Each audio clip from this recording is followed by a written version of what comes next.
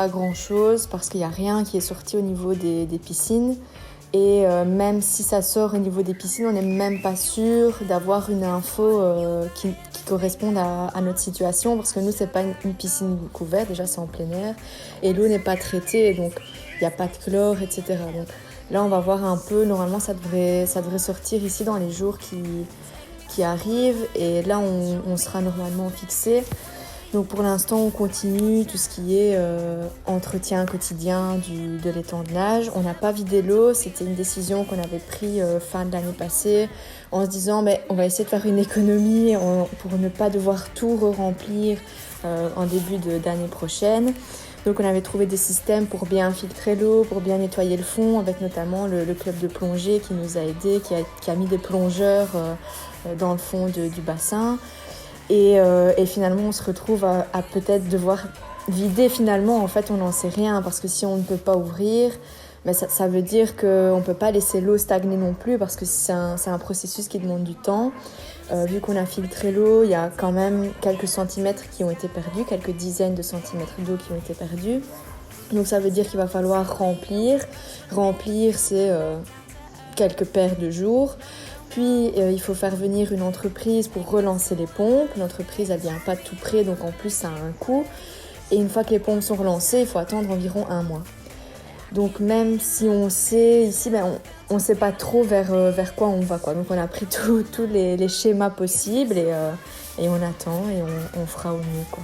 En tout cas, ce qui est sûr, c'est que si on peut pas ouvrir assez rapidement, ça va être très compliqué parce que les coûts seront beaucoup trop élevés par rapport à ce qu'on pourra faire rentrer. Donc ça, c'est vraiment la grosse décision à prendre. Je vais dire, en fonction du temps qu'on nous laisse pour ouvrir, il faut savoir que nous, début septembre, début mi-septembre, c'est fini, quoi. L'eau n'est plus assez chaude. Donc à part quelques activités de plongée ou alors des clubs professionnels, on ne peut pas ouvrir au grand public. Donc comme on est déjà assez restreint niveau ouverture, si on nous dit qu'on peut ouvrir en fin juillet, août, ça va être assez compliqué.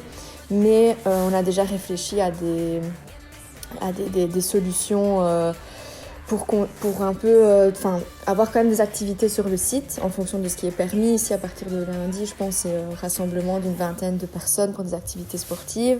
Mais on a plein de clubs sur l'entité. Voilà, on s'est dit on pourrait peut-être faire des stages en plein air pour les enfants, des locations de matériel divers pour les petits et les plus grands.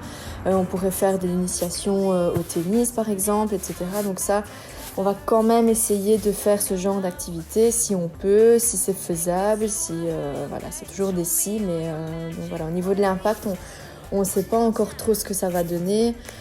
Ça va être plutôt au niveau de l'ouverture de l'étang de nage que ça va se jouer, à savoir si on ouvre ou pas. Et là on verra, quoi. Après, on a bien sûr 3-4 maîtres nageurs par an qui viennent. On a aussi du personnel à la billetterie. On a des bénévoles, des étudiants qui viennent sur le site, etc. Donc là, malheureusement, si on n'ouvre pas, on ne pourra pas les accueillir comme d'habitude, mais on fera quand même en sorte de trouver des activités. Et là, on aura besoin de personnel. On est aussi en train de voir à ce niveau-là, techniquement, les bars pourraient réouvrir au mois de juin, d'après ce que j'ai compris. Et du coup, là, c'est faisable. On pourra réouvrir et si on fait des petites activités en plein air, justement, ça pourra un petit peu booster. Après, encore une fois, qu'est-ce qui sera permis au niveau rassemblement, on ne sait pas. Donc, ça va être aussi il va falloir aussi gérer le flux de gens sur le site, etc. Bon, ça, malheureusement, on n'a pas non plus toutes les possibilités, mais voilà, ça, c'est possible. On pourrait ouvrir la tour avec juste le côté bar et ou restauration, parce que c'est encore différent, et n'ouvrir que la piscine. Voilà, l'idéal, ce serait bien sûr d'ouvrir les deux, mais voilà, quoi. Dans tous les cas, on trouvera des solutions pour que le site vive quand même et que les gens puissent y aller, parce que comme on est très restreint cette année niveau vacances, activités, etc., ce serait quand même dommage de ne pas pouvoir en profiter et de mettre ça à disposition, quoi.